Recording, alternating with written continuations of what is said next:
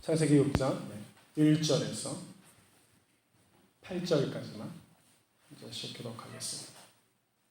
사람이 땅 위에 번성하기 시작할 때 그들에게서 딸들이 나니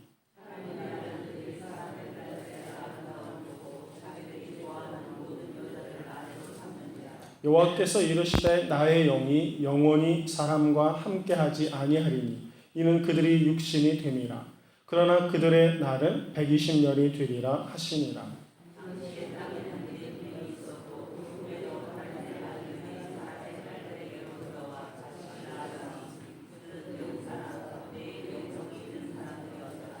여호와께서 사람의 죄악이 세상에 가득함과 그의 마음으로 생각하는 모든 계획이 항상 악할 뿐임을 보시고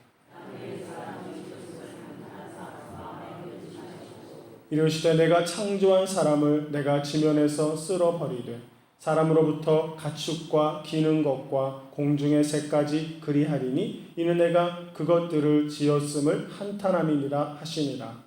그러나 노아는 여호와께 은혜를 입었더라. 아멘. 오늘 하나님의 말씀이 우리 모든 성도들의 삶을 다스리는 귀한 날이 되기를 간절히 축원합니다. 자, 성경은 지금 계속해서 하나님이 열어주신 이 창조의 세계가 얼마나 부패하고 있는가 하는 것을 보여주고 있습니다. 그러나 다행스러운 것은 그런 죄악이 점점 확산돼가는 중에도 하나님은 의로운 자들을 택하시고 그를 주어서 또 세상의 소망의 길을 열어주시고 예배하시는 하나님을 우리가 보게 되는 것이죠.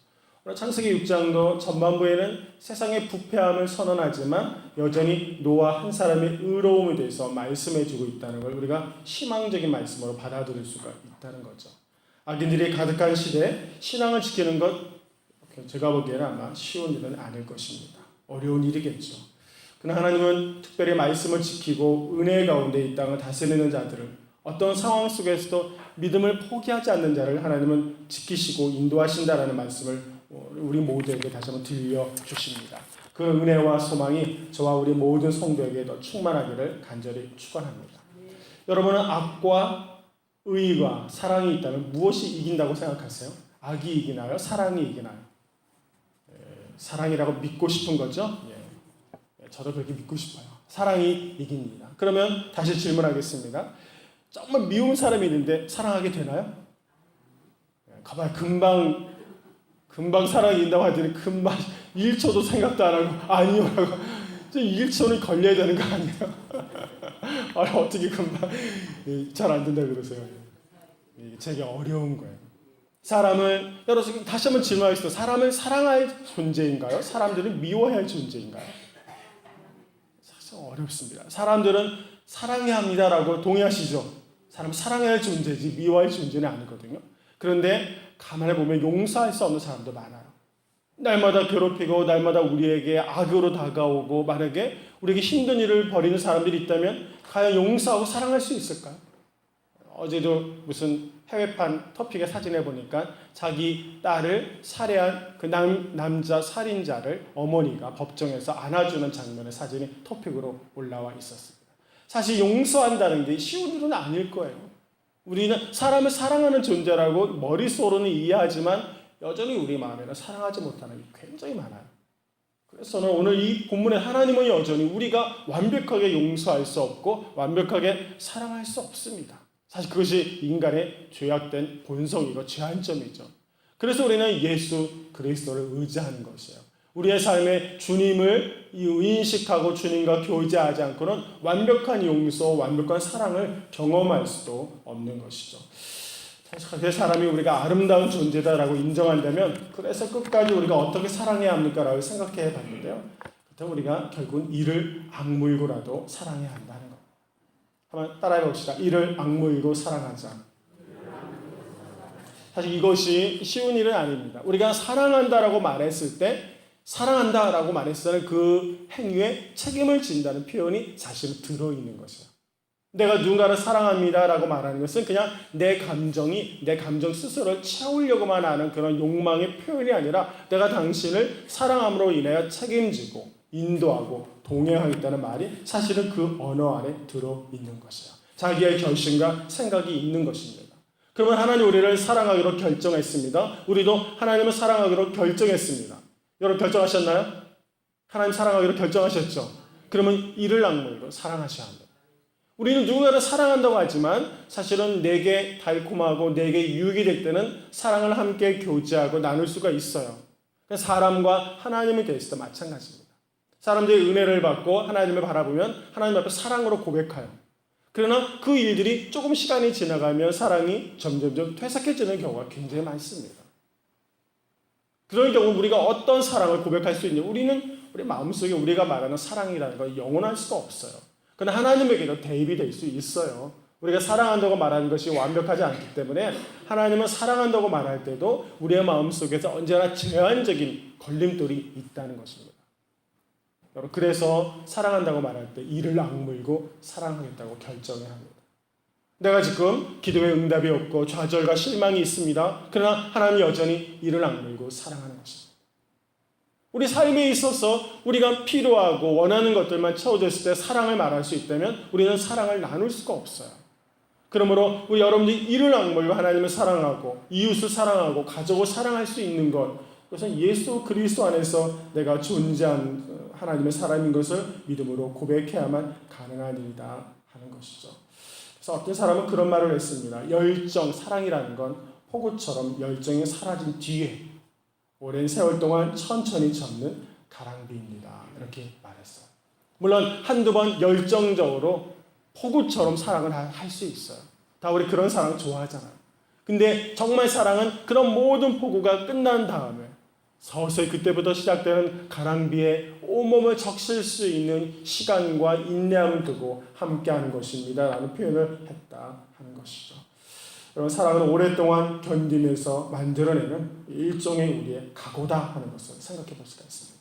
그리고 사랑은 미래적이고 이상적인 것이 아니고 현실적인 것이에요. 오늘 내 삶에서 힘겹고 용서하기 어려워도 사랑한다고 결심한 이상 사랑은 현실적인 것이 되는 것이지 여기서 안 하고 나중에 내세에 가서 사랑하겠다고 말하는 것이 아닙니다. 그러면서 사랑이라는 말은 굉장히 현실적인 단어가 되고 믿음의 고백이 되는 것이고 실천적인 역사의 고백이 그 단어 안에 들어있게 되는 것입니다. 우리 모든 성도들이 다시 한번 사랑이라는 어휘와 의미를 깊이 생각해 보시면서 하나님과의 교제 안에 또 성도와의 교제 안에서의 사랑의 개념들을 좀 적용하고 살아가는 우리 모두가 되었으면 좋겠습니다. 오늘 그렇게 살아가는 것이 이 땅에서 이 죄악에 만연한 세상을 이겨낼 수 있는 굉장히 중요한 요소가 된다는 것을 우리가 알아야 할 것입니다. 오늘 세상은 점점 하나님의 아들들이 사람의 딸들과 결혼하면서 점점 이 일들이 타락의 길을 걷게 되었다라고 성경은 기록하고 있죠. 도대체 하나님의 아들들이 누구이기에 이 결혼관이 점점 이렇게 무너져가고 있느냐 하는 겁니다. 성경은 이 하나님의 아들들에 대해서 몇 가지 견해들이 있는데 어떤 견해는 타락한 천사들이다 이렇게 선언합니다. 그러나 성경의 기본적인 생각에서는 천사가 결혼한 적이 없기 때문에 타락한 천사가 사람의 딸들을 취했다라고 표현하는 것은 적절한 해석은 아닐 것이다 라고 보는 것이고요. 또 당시에 권력을 누리던 지도자들일 것이다 라는 생각도 합니다. 일반적으로 우리가 기본적으로 받아들이는 이 복음주의적 견해는 여기 하나님의 아들들은 그 당시에 경건한 셋의 자손으로 보는 것이고요. 여기 사람의 딸들은 불경건했던 가인의 자손들이라고 보고 있는 것입니다.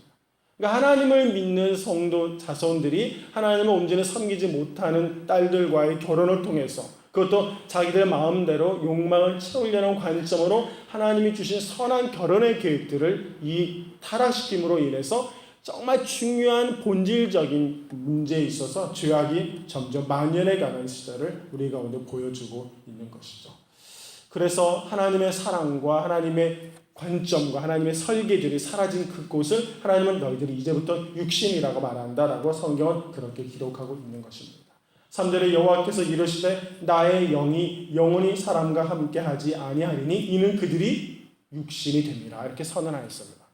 하나님 우리는 사실 흙으로 지음받았지만 하나님의 영이 우리 가운데 들어옴으로 인해서 우리가 하나님의 사람이 되지 않았습니까? 영적인 존재가. 그러나 하나님의 영이 떠나가고 난 뒤에 우리는 아무런 관련이 없는 그저 육신이 되고 만다라는 설명을 하고 있는 것이죠.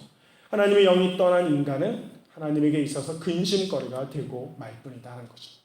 오늘 창세기는 계속해서 하나님이 이 죄악이 계속해서 말년해 가는 걸 보고 하나님이 주신 마음이 뭡니까? 후회잖아요. 후회. 하나님에게 근심거리가 됩니다.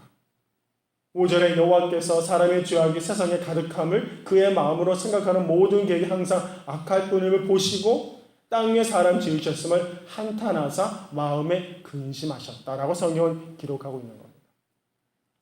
우리의 삶에 있어서 하나님 향한 믿음과 영이 사라지고 나면 하나님의 기쁨을 위해서 창조됐고 하나님과 교제하기 위해서 만들어진 우리가 하나님에게 근심거리가 되고 만다는 것입니다.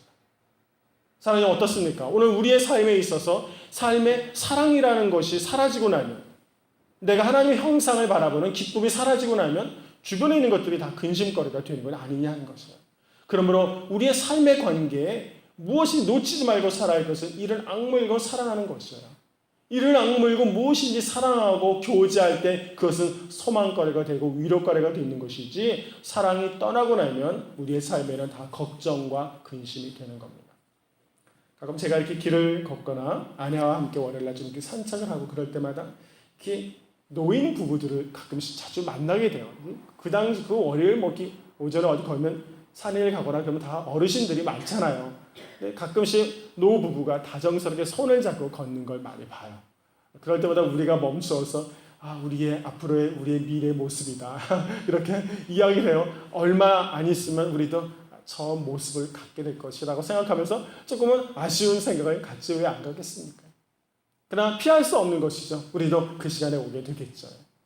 그런 시간 하나하나를, 그런 여전히 시간이 흘러도 남편은 남편의 자리에서 이를 악물고 아내를 지켜내고 사랑하는 남편이 있고, 또 아내는 그 자리에서 이를 악물고 사랑하는 건 아니겠습니까? 우리가 그렇게 믿음을 갖고 사랑을 갖고 살아가는 두 사람이 있는 것이, 그래서 가정이 있는 것이고, 그리고 하나님의 선한 계획들이 이루어져 가는 것을 보면서 오히려 기뻐하고 또 소망이 됩니다. 그렇게 부모님이 건강하게 노후의 시간을 사랑으로 지내는 부모님을 보는 자녀들은 또 그것이 기쁨이고 행복이 되겠죠. 만약 우리의 삶에 있어서 정말 사랑이라는 것이 조금 더 퇴색하고 사라지고 나면 우리의 삶의 모든 것이 근심거리가 된다는 걸 알게 되는 겁니다. 사랑하는 여러분, 오늘 우리가 하나님 앞에 근심거리가 아니라 하나님 앞에 기쁨의 삶이 되는 성도가 되기를 간절히 소망합니다. 우리가 영적인 존재여야 합니다. 어떠한 상황과 어떠한 괴로움과 아픔에 내가 놓인다 할지라도 하나님에 대한 사랑을 포기하지 않을 때 거기에 희망이 있고 하나님의 기쁨이 있는 것이에요. 자녀들을 키우다 보면 아이가 어떤 문제 앞에 있어서 좌절하고 절망할 때 근심이 되죠. 그러나 그 아이가 실패하고 어렵지만 희망을 놓지 않고 여전히 사랑하고 소망을 가지고 살아가는 아이가 있다면 부모에게는 희망이 되고 감격이 되고 기쁨이 되는 것이죠. 오늘 우리가 하나님이 우리를 부르시고 인도하셨을 때 우리는 어떤 삶을 살 것이냐 하는 것. 하나님은 우리를 향한 사랑의 손을 언제나 뻗고 있고, 우리도 여전히 우리의 상황이 어떠하든지, 제가 오늘 아침에 계속 이 단어를 쓰는데 이를 악물고 여전히 하나님을 붙들고 있어야 하며 성도들과의 사랑의 교제 안에 우리가 머물러 있어야 한다는 겁니다. 성령을 거스리는 육신은 욕망과 교만이 무엇인가, 이미 신약에서도 굉장히 우리에게 설명해주고 말해주고 있는 겁니다. 그러면 오늘 이 아침에 우리가 다시 한번 묵상할 것은, 죄가 깊은 곳까지 침투해서 우리의 생각을 파괴하고 우리를 무너뜨리는 파괴력이 죄에는 굉장히 있다는 것. 죄를 너무 우습게 보지 말라는 것입니다. 내가 조그만 죄에게 타협하는 순간 죄는 거친 파도처럼 밀물처럼 우리에게 들어올 수밖에 없는 것이, 이것이 죄의 속성입니다. 그러므로 사랑이라는 그 관점에서 하나님을 끝까지 이를 악물고 지켜내는 것이에요. 어떤 것 하나에다 작은 죄와 타협하는 순간 금방 쉽게 무너지는 것이고, 죄는 우리의 마음을 지배하고 우리의 생각과 계획을 악한 방향으로 진행하도록 만드는 것이 죄라 하는 것이죠. 죄는요, 전염성이 굉장히 강합니다. 죄는 한번 들어온 이상 쉽게 물러가지 않고 우리의 마음과 생각을 정리하고 다스리지 않습니다. 오늘 잘 보십시오. 한 사람 아담의 죄가 인류를 악하게 만드는데 얼마나 많은 시간이 필요하지 않았습니다.